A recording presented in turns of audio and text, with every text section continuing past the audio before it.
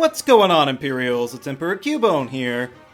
We all know and love Pokémon moves, and picking our favorite is more important than ever in Generation 8. However, it's unavoidable that there will be moves that we all forget about, for at least some of us. And luckily for me, there's gonna be a whole new batch of the Slowpoke family, so here are even more of the most forgotten moves in Pokémon.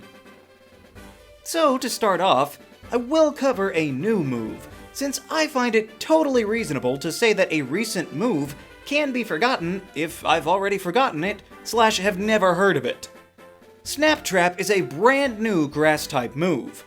It says the user snares the target in a snap trap, so really original there, guys. But what that means is that they take damage for 4 or 5 turns. That's the good news. Unfortunately, this move is 35 base power with 15 PP, and again is grass type, so won't do great against a lot of targets. But what really gets me is that this move is signature to the new Galarian form of Stunfisk. I get that it's a bear trap and all, but why is the move grass type? It has no relation to the Pokémon, the description of the move, or even its animation. Maybe it's just so that others like Carnivine can get it later someday, but that won't help it be any less forgettable then. I suppose there's only so many fire-related words, so the move names can get a little repetitive.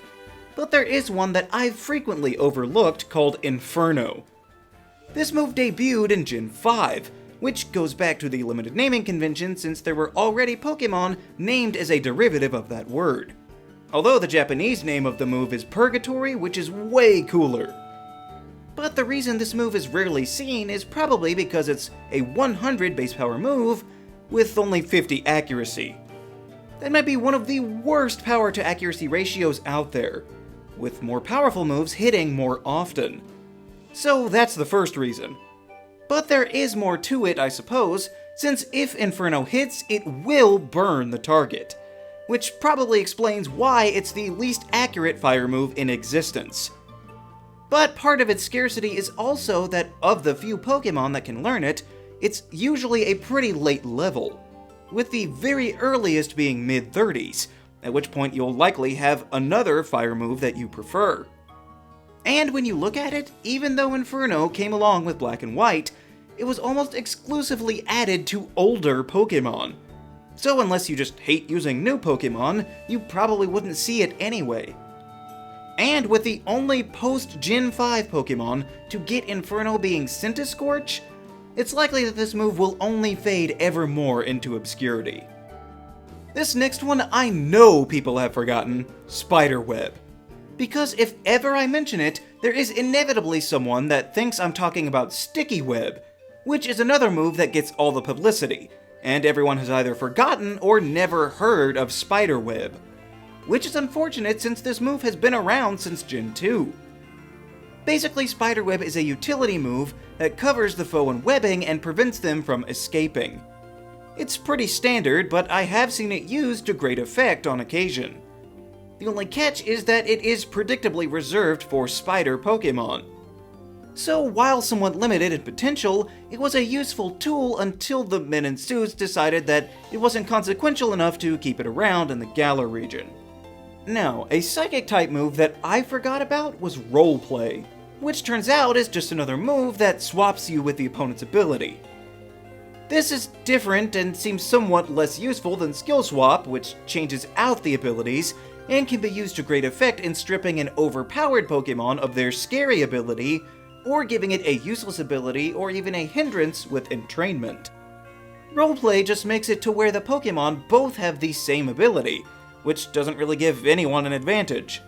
But despite there being a few hundred Pokémon that can learn this move, you rarely see it used outside of a random NPC here or there, since it is generally better to rid the foe of their ability than to try and copy whichever arbitrary one they might possess. There's another one of those situational electric moves called Eerie Impulse. Truthfully, that sounds like a ghost-type move, but once you fire off this strange wave, it will lower the target's special attack by 2 stages. Not only are there other better moves to sharply lower stats out there, but all but one of the Pokémon that can even get this move have their special defense as equal or higher. But even worse than that is that despite being introduced in Generation 6, there's only 5 Pokémon that can get it in their level up moveset. And several of those are at the level 1 stage where you have to remind them of the move in the first place. So I can only assume that their intention is to purposefully bury this already obscure and underwhelming move, which might be for the best. I can't be the only one out there that forgets about Flatter, right? Flatter is a Dark-type move that functions similarly to Swagger, in that it confuses the target and raises their attack stat. The only difference is that Flatter raises the special attack, which doesn't sound so bad until you realize that's not how confusion works, at all. It doesn't base your damage off of whatever move you've selected, it always draws from a hypothetical 40 base power physical move that hits you neutrally. That's why you don't resist confusion hits when you've selected Ice Beam on a water type. It's irrelevant. This strategy is worthless. It's not even a strategy at all. You've confused the target, sure, but then you also separately raised one of their stats to no downside on their part. Flatter doesn't cause more damage when confused. It only buffs your opponent should they land a strike, or when they inevitably snap out of their disordered state. Take a good long look at this move, since I'm willing to bet that Flatter will only continue to fall in the ranks as people start to realize that it actually hurts their side, and will opt to use Confuse Ray or something instead. I'm sure some people out there will remember Tickle, but every time I see that move come up, it's like the first time. Even though it's been around since Gen 3, I constantly forget this move is one officially created by the Pokémon Company. But despite Tickle being one of the least threatening and ineffective sounding move names you could possibly imagine, it actually lowers attack and defense by 1 stage, so that's not bad. However, I am curious as to who picks the Pokémon that get assigned this move, because some of them make sense, like certain tentacle Pokémon, or just ones that would fit personality-wise. But some of these other ones are just weird. Can you imagine a Machamp tickling someone? Or Barbaracle? Or Kingler? You would just die. The fact of the matter is that some of these unorthodox Pokémon trying to tickle you might be scarier than an actual attack. There's also another normal move that I've forgotten more than any other with Sharpen. This move that raises attack used to be another one that was exclusive to the Porygon line, which I guess explains the older description which says the user lowers its polygon count. However, this polygon language was still included until Generation 7, even though other organic Pokémon could now use Sharpen, since I guess the Porygon family had enough signature moves. Now it is described simply as the user making their edges jagged, even though that's kind of a moot point since Sharpen is another one of those moves that got cut from the latest games. Which is fine since there are other moves to raise attack by a single stage, but now it's almost assured that I will never remember this was even a move. And of course there is the Fairy type. Even though Fairy is by far the newest type, it is truly impressive how they've managed to catch up with all of the others in terms of similar numbers of forgotten moves. For example, in perusing the list, I had absolutely no clue what Strange Steam was supposed to be. Apparently it's the new signature move of Galarian Weezing. However, I'm sure that many people are aware of that since Weezing's new regional form did seem enticing to many fans, so I won't penalize them just because I decided not to pick one up. However, what I will be discussing is Crafty Shield.